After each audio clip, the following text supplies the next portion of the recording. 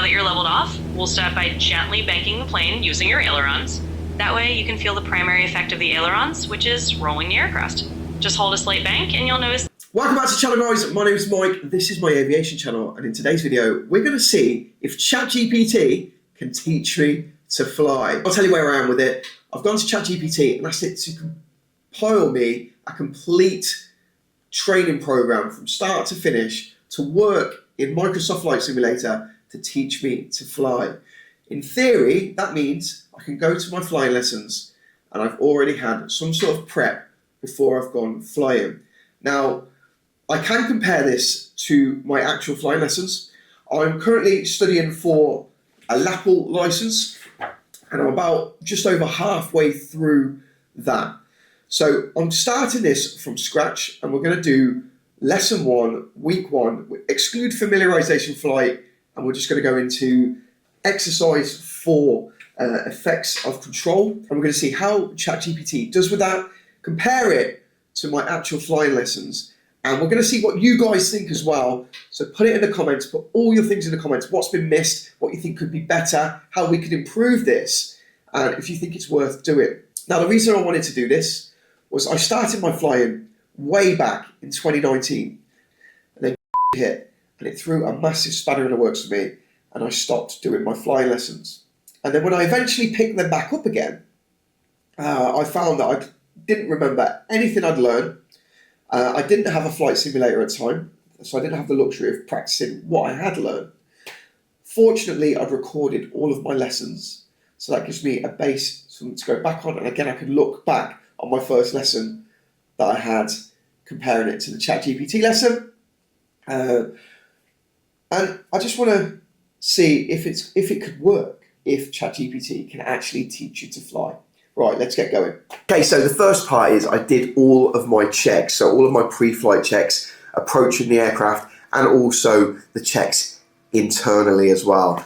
And I used ChatGPT just to prompt me as a beginner to say, okay, where's this, or where do I look for that? So I'll show you a little bit of that now, but I won't bore you with that because it was literally just reading through the lists of the pre-flight checks. On the Cessna 152, there's usually a little oil access door right on top of the cowling at the front. You'll pop that open and you can check the dipstick there for the oil level. It's basically just a quick visual check to make sure you've got enough oil and everything's good to go. One eternity later. Let's do it. We're jumping right in. As you get rolling and take off, I'll cue you on each step from that exercise sheet. Okay, so ChatGPT, I'm in the air, and what altitude do you need me to climb to for the start of the lesson? Let's keep it nice and practical. Go ahead and climb to about 3,000 feet and level up there. Once you're stable at that altitude, we'll start running through those primary control effects and I'll guide you step by step. I want you to remind me of carb heat and when to use carb heat.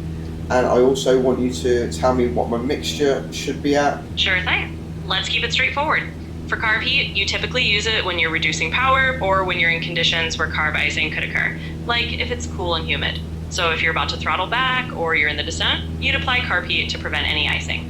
As for mixture, up at 3,000 feet, you'll probably want it leaned out a bit from full rich. So once you're leveled off, you'd lean the mixture until you get a nice stable RPM and smooth engine running. So I keep the mixture fully in right now, yeah?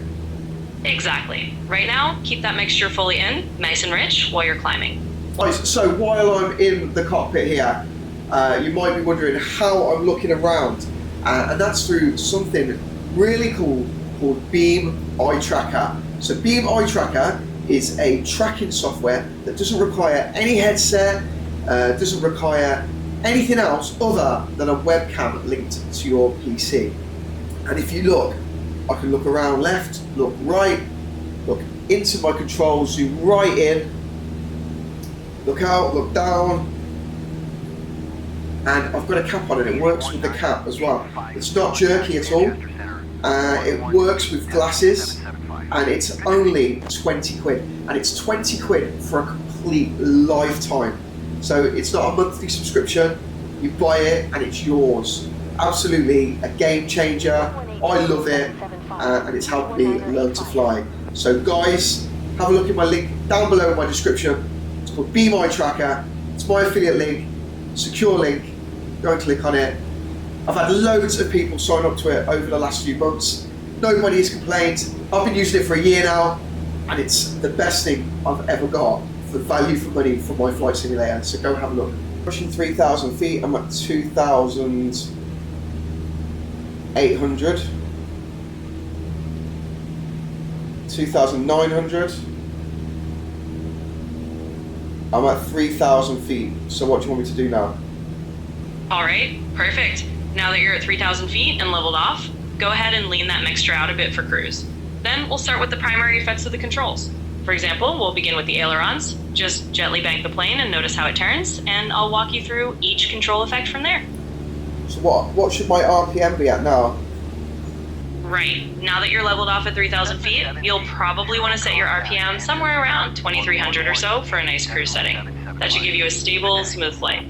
Then we can jump right into those control effect exercises. So here's the plan. Now that you're leveled off, we'll start by gently banking the plane using your ailerons. That way you can feel the primary effect of the ailerons, which is rolling the aircraft.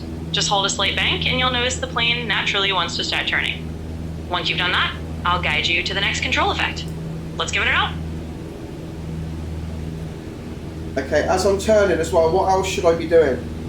So as you're turning, just keep an eye on your nose attitude and your altitude. You want to maintain a steady pitch so you don't gain or lose altitude while you're in the turn. Also, feel how the rudder comes into play to keep the turn coordinated. Just a gentle bit of rudder to keep everything balanced. We'll just get you comfortable with those primary and secondary effects of the controls as you turn. And once you're stable, we'll move on to the next step. Okay, I've done that. Great job. So now that you've got a feel for that turn and how to coordinate it, let's move on to the next step. We'll try a bit of rudder input so you can see its primary and secondary effects as well. Just gently press on the rudder and notice how the nose yaws and how that affects your turn. We'll go step by step and you'll get the hang of all these control effects in no time.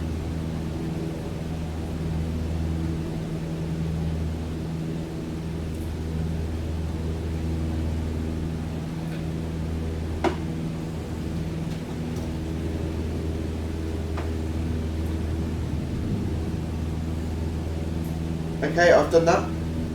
Awesome. You're doing great. Now that you've got a feel for both the aileron and rudder effects, you're well on your way. We'll keep building on that. Next, we can explore how changes in power and trim affect your flight.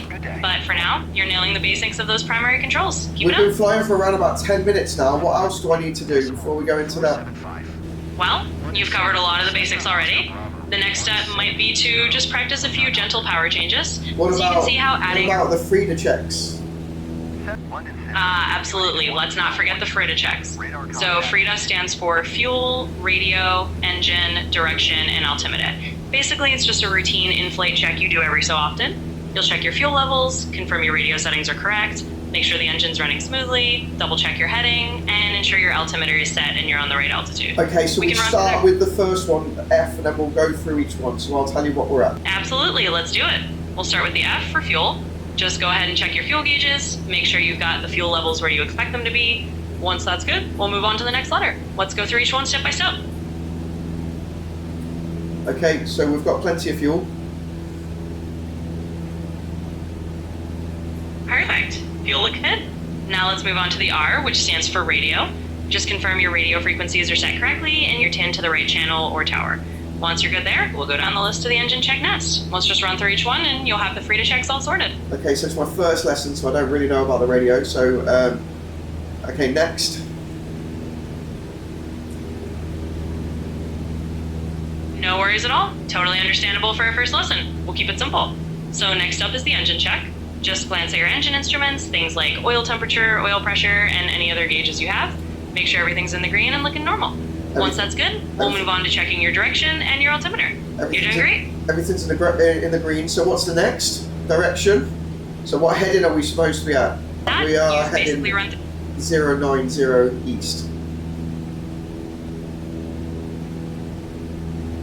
Perfect. That means your heading is spot on. So you've gone through your FRIDA checks and everything looks good. You're holding steady at 090 degrees east, your fuel is fine, your engine instruments are in the green, and everything is as it should be. So you're doing really well. Let me know if there's anything else you want to go over, but otherwise you're on track and you've got the basics. What was the last one? Was it altitude? Exactly. The last one is altitude. So doing just my confirm FRIDA checks there and talking to you, I've lost altitude, so I'm going to go back.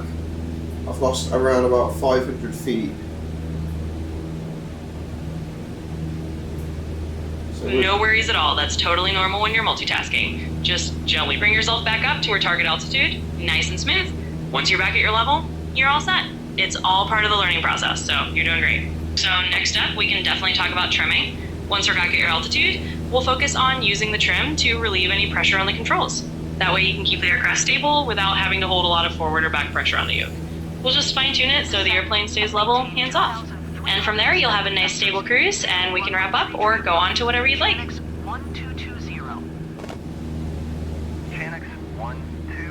okay, so my trim wheel is down there, but I'm going to use my joystick for that.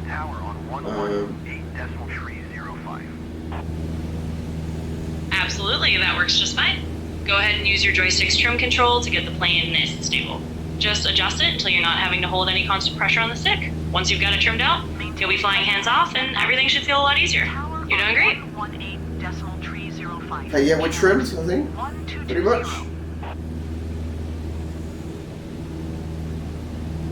Awesome. Sounds like you've got it nicely trimmed out and stable. So at this point, we're really flying comfortably and you've covered the key basics for this first lesson. If there's anything else you want to go over, just let me know. Otherwise, you've done a great job getting through all the main points and you're good to go. So that's the first lesson complete. Yep, that's your first session in the bag. You've covered all the fundamentals we set out to do. You've run through your control hacks, your free to checks, got the plane trimmed out, and you're good to go for the next lesson whenever you're ready. Great job today. That is amazing. Cool, thank you. Okay, guys, so what do you think about this? I'm in two minds. I think it could definitely work. I think it would be good to practice your lessons in after you've had your lesson. Do I think ChatGPT can replace an instructor? Definitely not. Can we make ChatGPT better? Can we train ChatGPT to do this? And what do you think? Do you think you should do this before a lesson so you have a little bit of knowledge going into that lesson? Do you think it could do you any harm? What are your thoughts? Please pop it in the comments down below. I want to know as much as you guys, as much knowledge as you guys have got would really, really help. And I want to see if it's worth doing this all the way through. So if you'd like to see me do the full syllabus through ChatGPT, let me know. And we can have some fun with this. So guys, I enjoyed that. It's been an interesting video. It's definitely been a different video. What do you think? Let me know. Pop everything in the comments down below. Guys, I will see you in the next video. Take care.